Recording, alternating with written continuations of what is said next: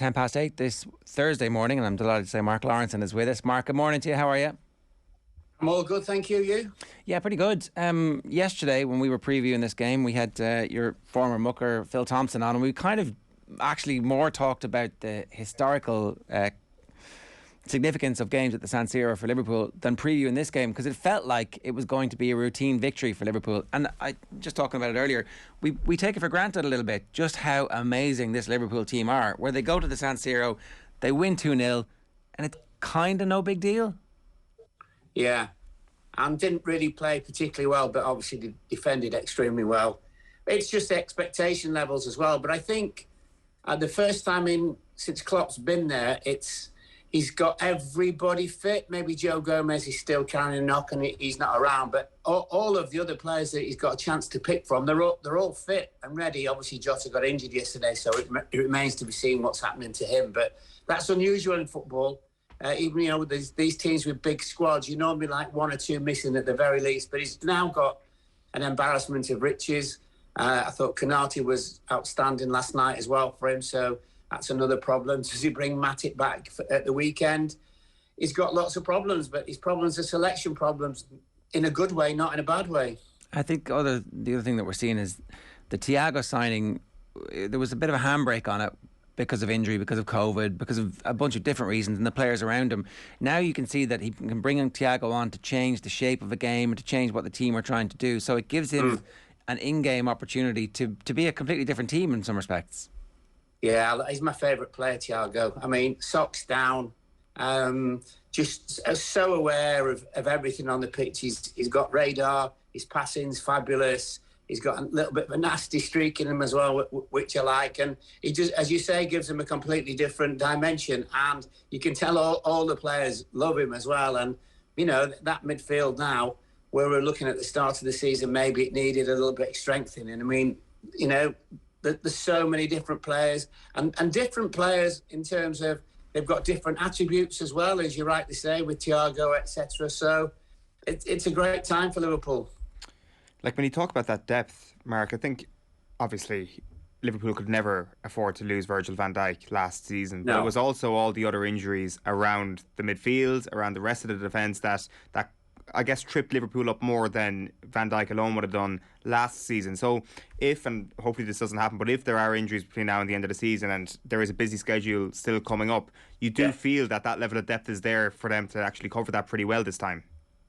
Yeah, and when you really look back at that season, and obviously all the centre-backs were missing, etc., but I think the biggest single problem was that Fabinho was taken out of midfield to go and play at the back, and basically Klopp didn't have many other options. And Fabinho's just in that position. He's been outstanding. He just cleans up anybody's mess all the time. He sits in front of, the two centre-backs as well, and it gives them real strength. It allows the full-backs to push on all the time, as we know. And he's become a really, really key player for Liverpool.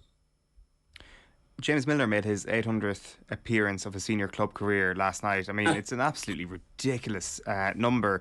This late stage of James Milner, this stage where we're still kind of talking about him potentially starting in the team. I think was it David Myler on the show the other day actually predicted that Milner would actually start last night. To what extent do you feel that like the culture at the club, allied with Milner's own hunger to continue to succeed, to what extent is it Klopp and the management there? How much have they managed to get the best out of Milner over the last little while and to keep this going?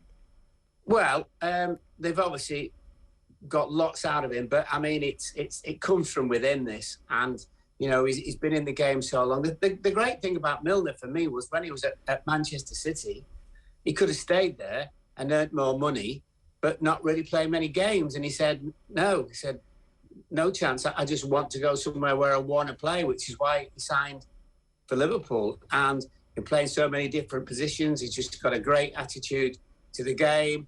Doesn't drink, I don't think. I think he lives a really healthy life, which is obviously why he's still playing. Loved by everybody. And he's just an absolute, when all these young players are coming through, your Harvey Thingies of the world and everything, and, they must look at him and think, oh, my goodness, this fella's still playing. And I've just played like 10 or 15 games, whatever it is. And to reach 800 in this day and age is phenomenal. But he takes on board everything about your diet, about the way that you live and stuff. And and he can play left back, central midfield, left side midfield, right side midfield, right back if you wanted him to. So it's a great advantage for Klopp. And also, he's just there all the time, isn't he? And, people just need to look at him and think, crikey, 800 games, that's just, as I said, that's incredible achievement. It's obviously hugely important to be able to get some players through the system, like the Harvey Elliott's of the world, because it saves you transfer fees, but it's money. Yeah, I guess also more important than that, it just makes sure that everybody at the club believes that they're part of it, that the youth team believes that they can make it. So there's that pathway there. But I guess even more important is that when you recruit well, and that you do, when you have that big transfer fee and you've spent the money, the players fit in. Luis Diaz has like walked into the club and looks like he's been there for 3 or 4 seasons. That's very unusual. Yeah. The only problem with Luis Diaz when he walked in the club, he was just covered in Adidas, wasn't he? I don't know if you saw the picture when he met Klopp. He was covered in Adidas from head to foot. I don't think the sponsors were particularly pleased. He must have soon got that stuff off his back.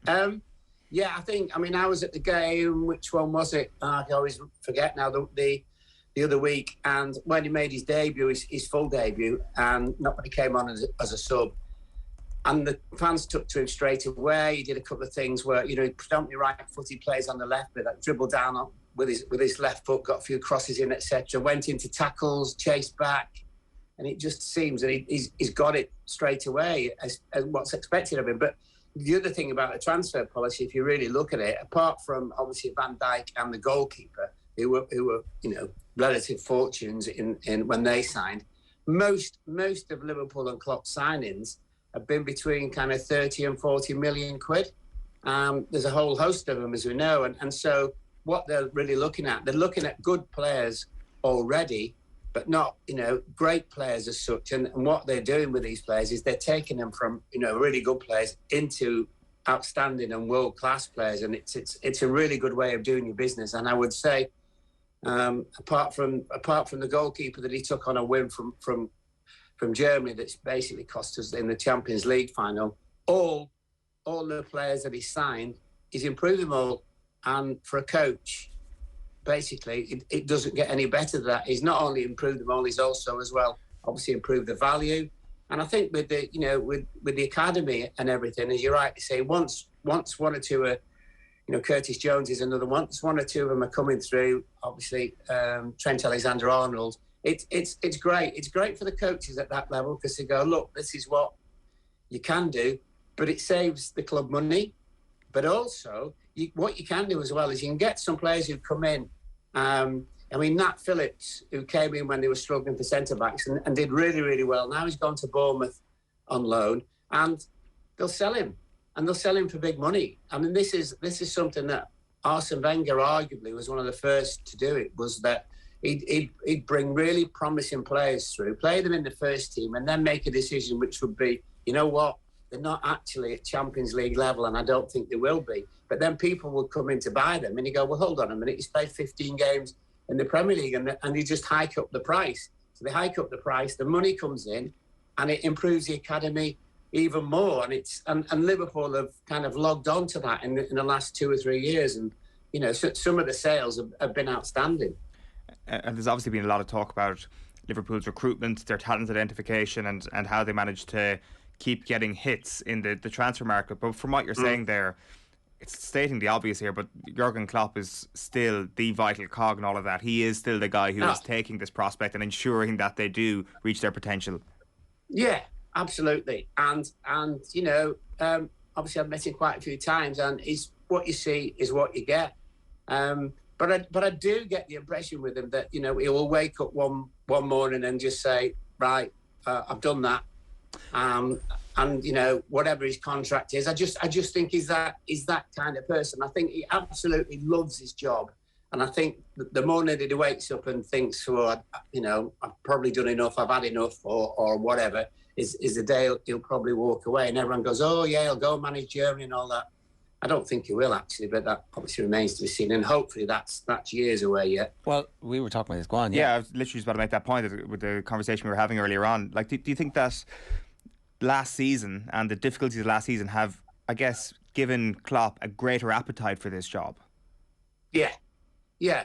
most definitely, because he just wants to, win football games as you want to do and as he needs to do. But yeah, and it's the thing about football nowadays as well. You've got to manage up. The days of just managing the team and the results, they've all gone. So you've got to manage up. You've got to, whatever the owners want, generally, you have to try and give it to them. And the great thing for Liverpool is that FSG, who own the football club and have the sporting franchise, obviously in America, is they know what happens in sports, big time sport, where you sign guys and some don't make it, so it costs you an awful lot of money, or you can bring kids through from the lower ranks, and that's a bonus. But also injuries, loss of form, all those kind of things. I mean, they're hardly ever seen, the three guys who own FSG are hardly ever seen at the football club. But it doesn't make any difference, because they're running it from afar, and then they run it extremely well. The only bollock they dropped, basically, excuse my French, was the furlough thing when that happened. But they soon rectified it, thank goodness. But they've been great for Klopp, and he obviously gets on really, really well with them. But he doesn't generally have that much to do with them. There's an American, Billy, who's in the kind of chief exec of the club at the moment, who's a really nice fella, and his relationship with Klopp is outstanding as well. And you can see what they're doing is now it's a completely different football club, because they're not just thinking of the next 6 months or the next 12 months. It's like 18 months, 2 months, and on and on and on. And I suppose from their point of view, one day they will probably sell the football club, but it will be sold for billions, not hundreds of millions. Well, that's the thing, right? Klopp is the goose that laid the golden egg in all of this. So we've seen the transfer deficit over the last 10 years figure, the billion figure that's due in the rounds for Manchester United. But on transfer market, for the last 5 years, the transfer deficit that Liverpool have is almost exactly the same as, who else was it there, as West Ham. So it's 197 million for both of them, right? But then you look at the other clubs who have spent more, and it's like now Newcastle are ahead of them, Arsenal are ahead of them, Villa are ahead of them. They're in the same kind of ballpark as Wolves and Brighton. It's an incredible level of management that Klopp has managed to build a Champions League and Premier League winning squad. Everybody else is trying it, but nobody else is doing it. And like they're half the money or less than half the money that Man United and City have spent on deficit in that period of time. It's all Klopp. It's a plan, isn't it? It's a master plan. And I don't, look at Manchester United and fabulous club and the size of it, but you look at the transfers. There's no plan, is there? I mean, I was there on Tuesday night at the game, and in all honesty, Brighton were better than Man United until obviously the boy got sent off for Brighton. But there doesn't seem any great plan with their transfers in or transfers out. And Liverpool, I mean, Michael Edwards, I don't know if he's actually left yet, the head of recruitment, or leaving, but supposedly his number 2 has been with him for however many years and knows exactly kind of how it works. But that, I bore you up with it all the time, that the second most important job at any football club now in the Premier League is recruitment, because if you get it wrong, you're in trouble. Look at Madrid, look at Barcelona, and those kind of clubs. And they've got financial problems, but their recruitment's been poor over the last few years, and it is absolutely the key, and that's very much Klopp. And I mean, it's like a 24 hours a day job. I mean, I'm sure he does sleep well, because obviously the results are really, really good, and it makes such a difference. But all the time, it's not just taking training and that's it, and wave goodbye to the boys at 1 o'clock and at lunchtime, and then nip home and have a bit of lunch and stuff. It literally is 24 hours a day, and it's tiring. Plus the amount of media stuff these guys now have to do day in, day out, and if you Klopp, nobody else wants to hear from his assistant, do they? No. They just want to hear from him. And so, but he deals with absolutely everything. I just sense a little bit this year he's not been quite as kind of open and maybe funny as he used to be, but that's probably just the designs on his time, etc., being the manager of a very successful Premier League club. Well, then maybe everybody should enjoy each of these moments and not take for granted a routine 2-0 win against a brilliant Inter team, and and actually think that this isn't going to last forever. Because, you know, again, you look at Man United and that cycle they're in at the moment looks like it's going to be very difficult to break. I do want to talk about Spurs briefly here with you. Spurs net transfer money is actually bigger than Liverpool's over the last 5 years. But Antonio Conte has given an interview to Sky Italia, which obviously blew up Romelu Lukaku's relationship with Chelsea before Christmas. So yeah, Conte says, this is just a snippet of it, the full thing's gone out tonight. What happened in January was not easy. We lost 4 players in January, 4 important players for Tottenham, and we brought in only 2. So even in terms of numbers, rather than reinforce the squad, we on paper weakened it. Betancourt and Kozlowski, ideal prospects for Spurs, because Spurs are seeking young players they can develop and grow, not players who are ready. This is the issue. This is the vision and the philosophy of the club. It's inevitable that if you want to grow quicker and if you want to be competitive more rapidly, you need players with a lot of experience, because they also raise the experience level at the overall team. But I repeat, I have realised now that this is the vision of the club. Is it a bit late to be realising it now? just slightly. He's a boy, and Conte. He doesn't hold back. Look, I mean, as everybody knows with Tottenham, the great thing, or the real problem, was the stadium, which is absolutely brilliant, is costing them fortunes. You know, you can imagine the amount of money that they borrowed against building the stadium, and that's why, in terms of the transfer market, that they're particularly low. Look, I think every single manager at this level are always 2 players short. It's always, you know, go to the chairman or the chief exec. I just need these 2 more players. The chairman, it'll make all the difference and stuff like that. But look, I think Conte's only signed for 18 months anyway, hasn't he? So I would think, you know, if you're the football club, you're thinking just quick fix and then you get a new manager. But have they got a plan? Have they got a plan for when Conte goes? I would probably, the way looking at them, the way they run at the moment, probably no in terms of a new manager. So it's just a football club. It's their problems, and Conte's obviously making, because they've had a few defeats as well lately, and of course that's always worse for the manager. But you just look at Tottenham, you just think perennially, if you know, they might get 5th and they might get 6th, but you don't look at them thinking they're going to win all sorts of trophies anytime soon. And then what happens to Harry Kane again this summer? Is he going this summer? So it's just a football club. It's a great football club, fantastic stadium, but the inner machinations of their club are not particularly good. If you're Kane listening to this, and the manager is saying the vision of the club is to sign young players, improve them, well, like, you know, what's the point of that? It's really to sell them on. Yeah, you're thinking, well, hang on a second. I made a big thing about trying to win trophies, and Conte came in and he started to, oh yeah, actually maybe I could stay. But surely he's looking at this and going, right, I'm out of here now. That's it. I would have thought so. I don't think there's anything else you can take from it. We're looking at that as well. So, it's just a strange thing with Tottenham. Is I always feel sometimes that, you know, they think they are better than they are. You know, but they aren't, because what have they done? What have they done in the last few years? All right, I mean, they got to the Champions League final, didn't they? But apart from that, it's nothing. So if you're Kane, I'm thinking end of the season, what do you do? Do you go in and knock on the door again and say, right, you know what, we're going nowhere. I stay for an extra year. Let me go. And maybe this is the time when they will let him go. But then it's a case of what you're going to do with the money and who's going to be in charge of the football club anyway. And you just look at it, and you cannot keep having lots of managers. It just really seriously does not work, because, you know, the manager comes in, brings his players, manager gets sacked, new manager comes in, doesn't want the players of the previous manager, he buys it, he goes and gets his, you know, and it just goes on and on and on and on, and it just doesn't work.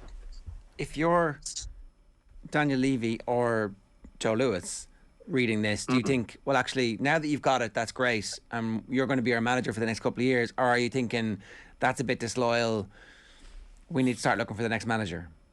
Well, they've already lost one this year, so you would think, you know, you'd probably think, I would think, the amount of people that Joe Lewis has done business with and met in his life, probably thinks, well, he's had his moan. Let's just say to him, look, get your head down, start winning games for the football club, and we take it from there. And Daniel Levy, well, Daniel Levy runs a club, and when I spoke to someone who knows him quite well, and I said, "What's he like?" And he said, "Well, in terms of a deal, he wouldn't give you a crumb off a plate," which is absolutely fine. But has that really worked? It might have worked in terms of they might be cutting down the debt every week, but they're not really improving the football club, are they?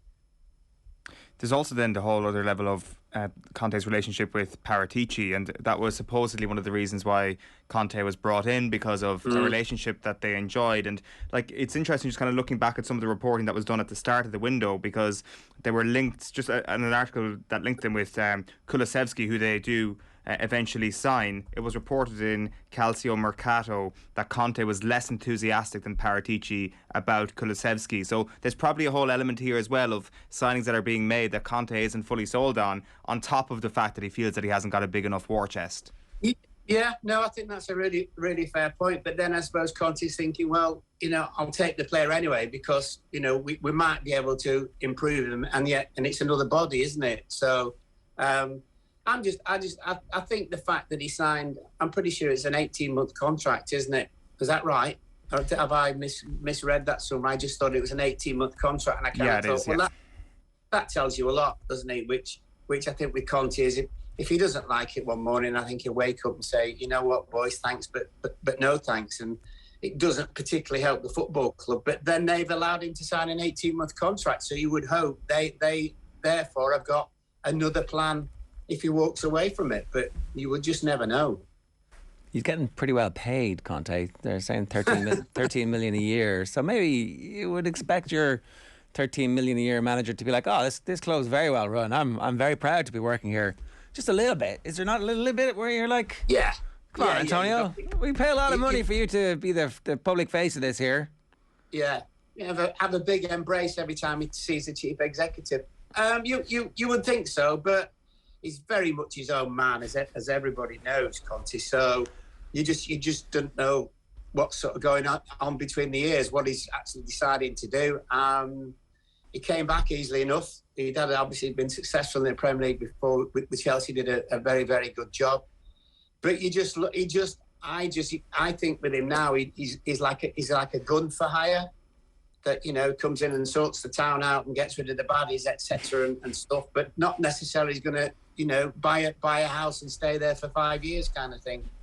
No, he does take all your money as well, though. That's the other thing. It's like absolutely. And listen, he might not even spend it, which how lucky is he? His own money, that is. Yeah, good stuff. Great to have you with us, Mark. Thanks a million. Cheers. No worries. Pleasure. Mark Lawrenson giving us some thoughts there on the stories overnight. That Conte, obviously. It's hard to know, isn't it? It's hard to know exactly. We'll get John Duggan's thoughts on this. He's our resident Spurs fan in a moment. Is there a world in which he's actually? I understand that it's obviously there's the translation element of this, right? Which I don't want to, and it's written down as opposed to he's explaining to the Italians who don't have a clue. They're like Spurs, famous, white jerseys. We see them once every 3 or 4 seasons, and he's like, oh, their vision is to, Yeah, I think the warning signs were there in and around the middle of January when it became clear that Conte was not going to spend big. He was saying stuff that I didn't sign for Spurs because they told me something about the transfer market or about the money at the club. That was never a condition for Antonio Conte to come in, which seems unusual because he would have studied the squad at the start and said to himself that is not a squad that is likely to qualify for the Champions League. It can qualify for the Champions League, and there is still very much a chance that it will qualify for the Champions League. But he looked at it and said, to be sure that we're better than Manchester United, we need better players. Okay. The 4 players who left were Brian Heel, Ndombele, Dele, and Lo Celso. There's a few others who went from the squad. 4 important players for us. Yeah, and then they're not important for him. Yeah, he wasn't impressed by any of them. Yeah, he wanted rid of them. Yeah. So is what's he saying? What's the point of this? That Bentancur and Kulusevski are just crap. It's a screw you to the 2 lads that were brought in. I'm not sure what the story is with Bentancur, but as I said there, the Kulusevski transfer is definitely shrouded in a bit of this was kind of done above my head, and maybe he'll make a good player at Tottenham out of him. But I'd say while he said a month ago that there was no assurances about the transfer market given to him, that doesn't mean that a month down the line he can still be frustrated about the actions in the transfer market anyway. So I'd say he knew it was going to be bad, and he didn't think it was going to be this bad, is probably the truth of it when it comes to recruitment. But that's like, he's a very smart man. He's been around football a long time. You pay attention to who these guys are. You've already had conversations with them last year when this deal didn't happen, and then they get you. So it's not like you walked in and were like, oh, I got here and I didn't realise how bad it was. Like Rafa at Everton. I had no idea how bad it was. Like, I mean, you've been talking to them for a long, long period of time. The Mirror reported that his deal was worth 30 million for 18 months. That can't be right, because the Mail are saying it's 13 million a year, which would only get you close to 20 million. I mean, it's only 20 million for 18 months. There's a great quote, and just kind of looking back at this press conference on the 14th of January, Conte was asked if he knew that Tottenham were traditionally not a big spender. And he says, "In this moment, I think I can't confirm this. Also, because with me, the club did not spend money. I'm only here for 2 months." And that was his explanation for that. He doesn't know whether or not Spurs are big spenders. To go back to the point about Klopp, right? The transfer activity for the last 5 years, and I know he's been there a bit longer, so he probably should just do it since Klopp has arrived, but their net spend is remarkable. It's remarkably low. It's completely unsustainable, and it suggests to me it's not about anything other than Klopp's genius. That he is this kind of weird outlier, that everybody else who is spending money is wasting it, except Klopp. And I do think that there are other people at Liverpool that have to take a bit of credit, but Klopp is definitely the one that's accelerating the growth. Yeah, some credit, because do you think that all the players that he signed would have also been a success at every other club? Not at all. That Solskjaer would have been, so maybe Guardiola would have been able to do it, but Guardiola, even at that stage, like, there are loads of players who Guardiola has spent loads of money on that have not worked out. Yeah. No, various reasons. And I think that Manchester United has kind of been the litmus test for this as well. The players that looked good on paper, that looked like they'd be good signings, have just been disasters. Spurs net spend, according to Transfer Market, 230 million in the same period. That Liverpool's net spend is 197 million. Yeah. In that period of time, there's a significant divergence in trophies won. Now, they did obviously play in a Champions League final. It was close enough. So, right, it's 8:37 this morning. If you want to get in touch with us, we'd love to hear from you. OTB AM brought to you by Gillette. Good morning. Start with Gillette. Put your best face forward with their new and improved razors.